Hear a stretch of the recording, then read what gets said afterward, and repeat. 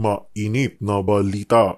Kung maintindihan kung bakit merong isang vlogger na napanood ko, akalain mong sinasabi niya, Nelson, na gusto na raw akong ipatiwalag ng maraming kapatid sapagkat kinahihiya daw nila ako. Dahil bakit daw ako nagpagawa ng isang billboard na kasama si Ginoong Pastor Apollo Kibuloy. Opo.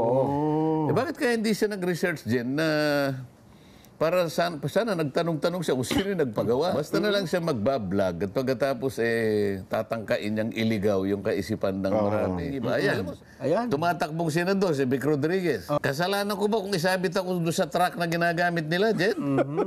Oo nga. Gusto ko lang patunayan doon sa vlogger na yon. Miss, kung ano man ang pangalan mo, masyado ka namang, mali ka naman. Ibig ko sabihin, napakarami pong kumakandidato na talaga pong gusto nila akong makasama. Ang motibo po ay nasa sa kanila. Hindi ko naman po kayang panghimasukan. Siguro nga, gusto nilang ma-associate dun sa aking paninindigan. Wala naman siguro masama doon din. Kung yung paninindigan ko, inaakala nilang tama naman. At gusto nilang katigan yun. Sino ba naman ako na sasabihin sa kanila, wag nyo akong tutularan, wag nyo i-associate ang sarili nyo sa akin. Pwede ba naman yun? Napakaraming mga kababayan natin ang talagang napakainit ang pagtanggap dyan. Kaya kahit na alam mong nakakapagod sapagkat ang lalayo ng lugar, Opo. Yung saya mo, dahil yung init ng pagtanggap ay nandun, nawawala yung pagod mo Ayoko. Yung mainit na pagtanggap ng yun bang yung pagod na pagod kayo sa biyahe, tapos yun bang kulang na lang yakapin kayo? Ay, naman. Ang lakas makawala na pagod yun. Ang marami dyan, sa dami ng mga kapatid, Jen, Opo. lalapit talaga sa iyo at bubulungan ka. Ay, magpapakilala talaga. Kapatid po ako na nakatala sa lokal ng ganito. Ito dyan sa Laguna, nakilala ko yung provincial assessor, kapatid pala. Ganun po. Yung nakatalaga sa provincial jail, kapatid din. At maganda ring lalaking kagaya mo, Nelson. Yun ang sinasabi natin. Ang dami. Yung isa, nagsabi pa na may tungkulin. Hindi ako nagkakamali, mga 15 siguro yung lumapit sa akin. Ganun po. Yung tuwang-tuwa sila na mayroong pagmamalaki sa kanilang puso. Opo.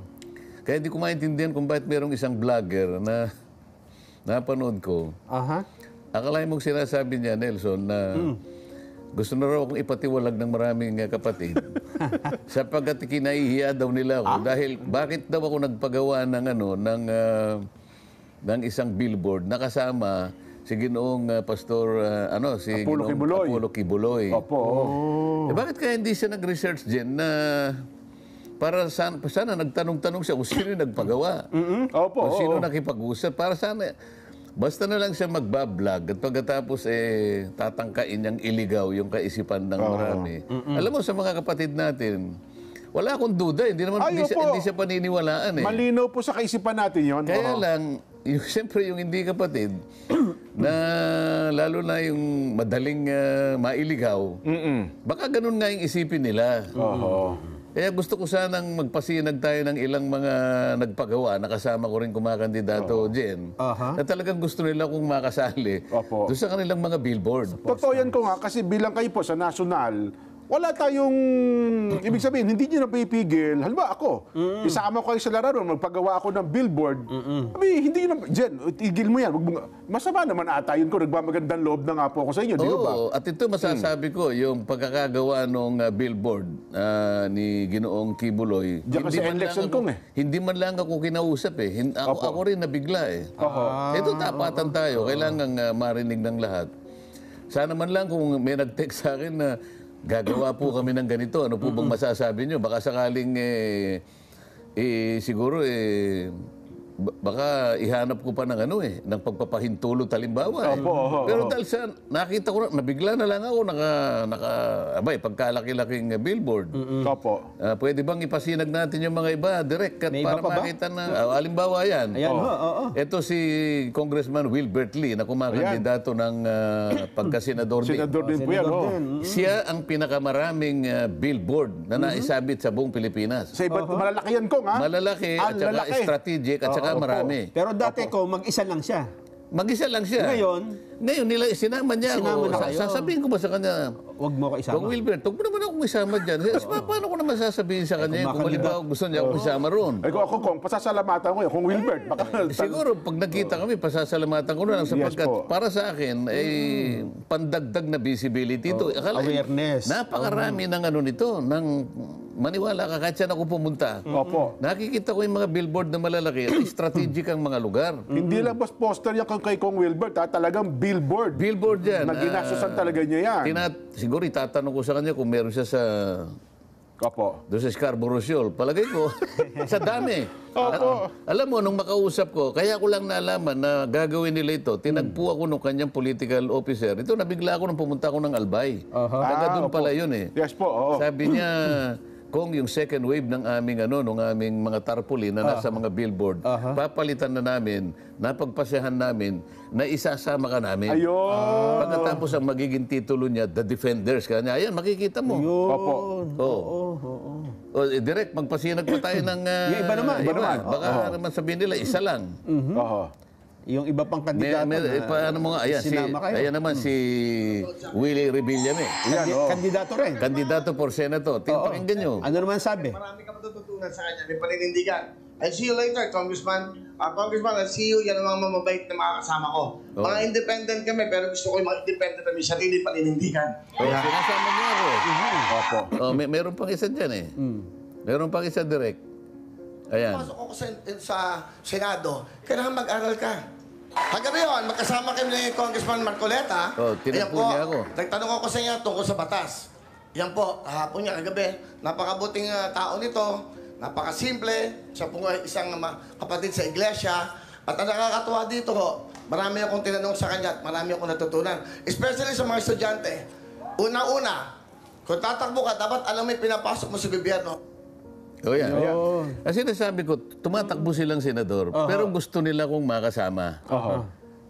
Sa iba't ibang kaparaanan. Ano naman ang gagawin ko? Sapagkat ako rin naman, gusto ko rin kahit papano, magamit ko rin yung maraming paraan na makilala ko ng ating mga botante sa buong Pilipinas. Alam nga naman, pigilan niyo yan, Kong. Hindi mali naman ko yun. Meron pa nakikipag-tandem sa akin. Kailangan malaman natin. Hindi, ito yung pagpunta ko sa Juan, ito yung kukwento ko muna. Sa Gisag ng Laguna. Ito yung sinasabi ko, nagpunta ako sa Kapitolyo ng Santa Cruz, nandiyan sa Santa Cruz. At pagkatapos ay tinagpo ko yan, ayan ang mayor ng Santa Cruz. Napakaraming tao, namimigay siya ng mga 4-piece. At saka iba't iba pang mga regalo. Napakaraming kapatid dito na bumati sa akin, kaya gusto kong ipasinag yan. Yung sinasabi ko sa inyo kanina na may pagmamalaki pa na binubulong sa akin. Yung provincial assessor, sabi ko nga sa'yo, ay kapatid pala. Yung provincial sa jail, ano nila. Provincial jail. Provincial jail. At saka napakarami pang mga kapatid, na siguro mga 15 ang lumapit sa akin. Ngayon, iwanan natin yan. Yung iba pang mga posters na kasama kayo. Ayan. Ayan, yung tumatakbong gobernador, dating Congressman Sol Aragones. Sa Laguna rin, opo. Ayan, nga pala, no? Ako pa yung pinakamalaki kaysa sa kanilang mukha. Nakita mo, sasabihin ko ba, huwag mo ko ilalagay dyan. So ito ay hindi kayo nagpagawa nito? Hindi ako sila yung nagpapagawa. Ngayon, gusto ko para, kung nakikinig sana at nanonood yung vlogger na babae, alam mo, kung sino ko man, dahil hindi ko naman siya kilala. Trimitida rin yun, ano? Huwag ka naman gagawa ng gano'n na para bang palalabasin mo ng mga kapatid namin na ikinaihiya ako. Samantalang, sabi ko nga sa'yo, sana makasama ka doon sa mga sorties namin para makita mo kung paano yung pagtanggap nila sa akin. At saka itong nakikita mo ito, sana nanonood ka rin. Hindi po ako may gawa niyan, sila po. Wala po kong gastos dyan. Ayan, gobernador ang kanyang tinatakbuhan. Gobernador ng Laguna po yan. Meron pa. Sige, direct, baka makita pa natin yung iba. Ayan. Tumatakbong senador, si Vic Rodriguez. Opo. Kasalanan ko ba kung isabit ako doon sa truck na ginagamit nila, Jen? Oo nga. Gusto ko lang patunayan, doon sa vlogger na yon. Miss, kung ano man ang pangalan mo, masyado ka namang, mali ka naman. Dito nga, Ayan, pati pamimigay na lang ng kung ano, nakasabit pa yung... Barangay hindi, Tugtog. Saan po yung Barangay Tugtog? hindi ko naman teritoryo yun eh. Hindi ko naman headquarters yan. Makikita mo na nakalagay yung mga pangalan. Oo. Pero ito po, parang ano nila sa akin. Siguro yung kagustuhan nila. Oo. Palaging may pag-asa kay Marcoleta. Ayun. So yan, sinasabi pa nila yung pangalan ko eh. Wala ako dyan, hindi ko teritoryo yan. Pero tinuturuan nila yung mga tao. Sabi pa nung isa na lang po iboto natin kanila. Oo, Ngayon, pwede. Oo. sasabihin ko ba sa kanila, Jen, Nelson, na Nawag. itigil po ninyo yung ginagawa. Ayan po mga ginagawa nila. Gusto nila suportahan kayo, hindi ba? Oo. Ayan, binabanggit ang pangalan. Sige, direct. Yan. Oh, yan ang- Kilala niyo yan. Congressman Gaston Bunting, opo. Doon sa Paranaque. Ayan, oo. Sasabihin ko ba sa kanya, Congressman, huwag mo nang gagawin yan. Yan na naman, kumakandidatong mayor naman sa Santa Ana. Santa Ana, saan po yan? Pampanga? Pampanga. Ayun, nakita mo yung pangalan ko nilagay doon. Pati yung middle name ko nga nilagay pa eh. Para malaman nilang taga-Pampanga kayo, Kong. Oo, sige pa. Yan. Lumalaban ng board member sa Pampanga. Nakikita mo yung litrato ko kahit medyo maliit lang, pero nilalagay nga nila. Anong ibig sabihin ng lahat ng ito, Nelson? Talagang gusto nila kumaisa. Ayan, mayor ng Mexico, Pampanga. Ganun ba? O, Yung bantayan mo. kapatid niyan, pinakulong ko pa eh.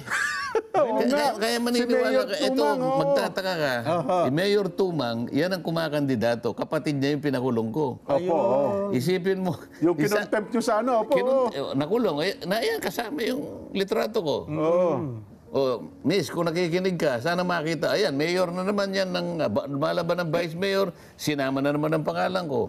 Ibig ko sabihin, napakarami pong kumakandidato na talaga pong gusto nila akong makasama. Ang motibo po ay nasa sa kanila. Hindi ko naman po kayang panghimasukan. Ang tanging naiisip ko lang, gusto lang nila akong makasama siguro. Totoo po. Baka sakaling ako po ay nakatutulong din sa kanila. Plus factor sa kanila yun, Kong. Maaari. Kasama nila kayo. Ikaw ba isasama ka sa isang tarpaulin kung wala silang maaring makuha ang ganansya halimbawa? O ayan. Sa Arayat yan. Arayat, Pampanga. Nakita mo bang ako bang pinakamalaki ang Parang litrato? kayo nasa likod ng mga kandidato, Kong. Sana matauhan itong babaeng vlogger na ito. Na wag mo nang kalantariin yung mga kapatid namin sapagkat kami ay kami matatag. Hindi, ang amin lang iniiwasan dito, baka meron kang mailigaw eh. Baka meron kang baka may maniwala sa iyo eh. Masakit ang loob ko kahit isa lang o dalawang mapaniwala niya diyan eh. Tama naman. Kasi dapat nating ituwid ang mali. Totoo po, Kong. At saka may mga tao kasi... Yan, saan ba yan? Ayan, isa pa yan Sa Team Mindanao Saga. yata. Saan ba ito? Sa Mindanao yata yan. Ibig ko sabihin, napakarami nila dyan eh. Na iba-ibang posisyon na kanilang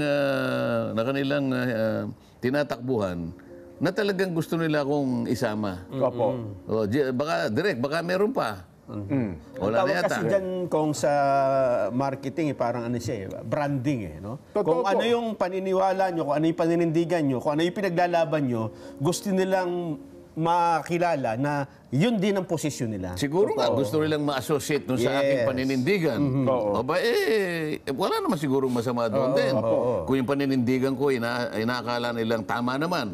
At gusto nilang katigan yun. Sino ba naman ako na sasabihin sa kanila, wag nyo akong tutularan, wag nyo i-associate ang sarili nyo sa akin. Pwede Pero ba pa isa naman pala, yun? Kong, may nakita ko yung sa Candelaria, Quezon. Si Mayor Maki Buong Galing. Ganun ba? May mga pictures, may mga posters din po kung pinicturean nila na Kasama siya Ang dami po sa buong Candelaria, Kong. Disyembre pa lang dyan, na Ayun na sinasabi nga ko. po. Baka mamaya, yung babae niya, pagka umabot ng halimbawa January, baka malito na siya sa dami ng mga tarpaulin. Kaya medyo ngayon pa lang, mag-isip ka na, Miss Vlogger, dapat maintindihan mo na marami talaga ang kumakatig sa paninindigan natin. Pero ako naman, Kong, yung mga kapatid, na lalo na po yung mga malawak na kaisipan, naiintindihan po yan, Kong, eh. Wala akong duda dyan. Opo, Wala opo. akong duda. Ang problema niya lang doon sa vlog niya, meron pa naman siyang parang pamagat. May clickbait po. Pinatitiwalag na ng kanilang mga kapatid. Talaga. Siyempre, alam mo, nakita mo, kagigising mo lang eh. Hindi ka pa nakakahigop ng kahit anong kape. Mabubuwisit ka rin dyan eh. Di ba? Kaya minsan, Kong, pasensya na po. Ako naman, Kong, ako Naniniwala ko, ayaw nyo ng kaaway. Pero para sa akin, kung makitid ang isip nun. Makitin talaga. Makitid Pero ang isip po ng babae ng vlogger na yan. siya, hindi na natin siya pinapansin eh. Yung maaari lang na mailigaw niya, madaya niya, yun ang ating gustong, yun ang gusto nating Maitama. mabantayan, Ayan, opo. maitama, para wag siyang mahiwalay. Ayun. Ako naniniwala ko, habang paparapit ng eleksyon, paramihan pa po ng paramihan na pwedeng mga tumatakbo, lalo sa local elections, ay isasama po ang inyong mga larawan, Kong.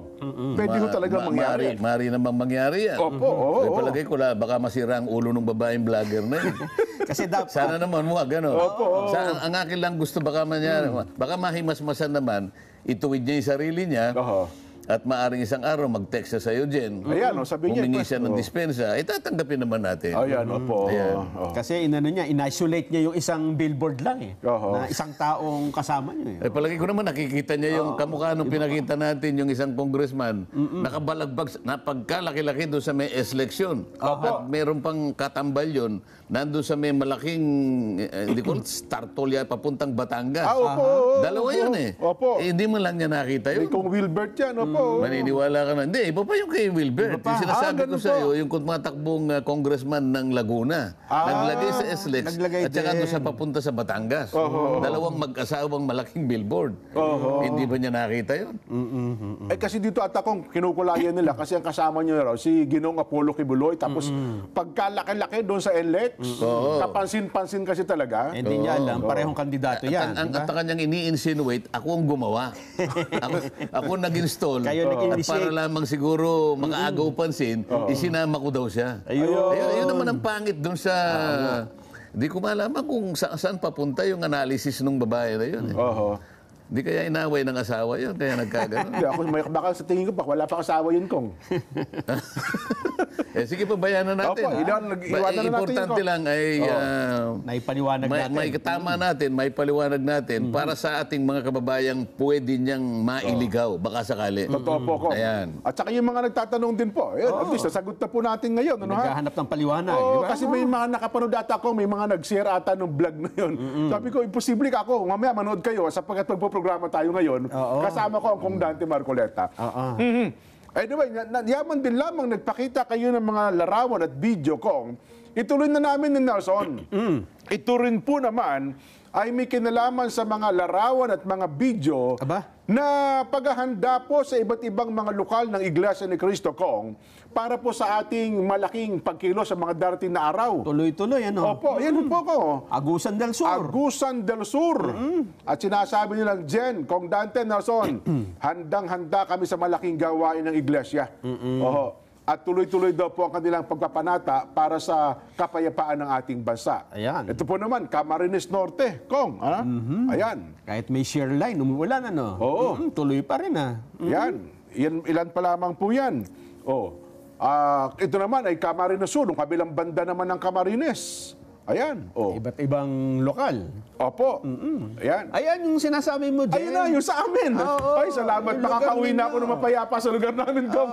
Marami na po pagbabanta sa akin doon. Kasi ayaw, hindi pinapakita yung video. At tagal Ayan, Doña Faustina Housing. Parang kilala ko yung harap ng kapilya na yan, Jen. Opo, lagi kayo dyan. Alam ko kung saan ako pumaparada dyan. Opo, sabi ko sa akin Jen, pagka hindi mo pa pinakita sa araw na ito, binababalaan ka na namin. Wala na. Hindi ka na namin papapasukin dito. Ayun, yun, okay na po ako, ha? Ayan, mga sa taga Laguna. Doña Faustina. Nalabawi ka na. Opo. Ito naman, mga taga Laguna. Iba't ibang lugar sa Laguna yan. Nako, talaga naman, marami din po. Ilocos Norte. Ilocos Norte naman. Tuloy-tuloy po yung paghahanda. Babalakat. Ayan. Pampanga. Sa may bahagi po ng Pampanga North. Nueva Ecija. Yan po kung pinakikita natin sa kanila yung pagkatapos ng pulong. Kasi alam nyo naman, bawal ang cellphone sa loob ng kapilya, di ho ba? Kaya ang ipinakikita natin, ayan. At saka yung naglalabasan na po sila. Oriental Mindoro. Ayan. Nagtatanong na nga dyan parang may konting... Ito pala kong Templo Central. Sinasabi magagalit sa atin ng... at least kayo mahaba-haba na. Ayan. Veterans Village 1. Ano daw ang purpose ng... Village 2. Ano daw ang purpose? Opo. Ang atin pong purpose para sa kapayapaan, Kong. Ito pong rally na ito na isasagawa ng Iglesia ni Cristo. Kong. At saka para suportahan po ang paninindigan ng Pangulong Bongbong ang kanyang opinion na no to impeachment.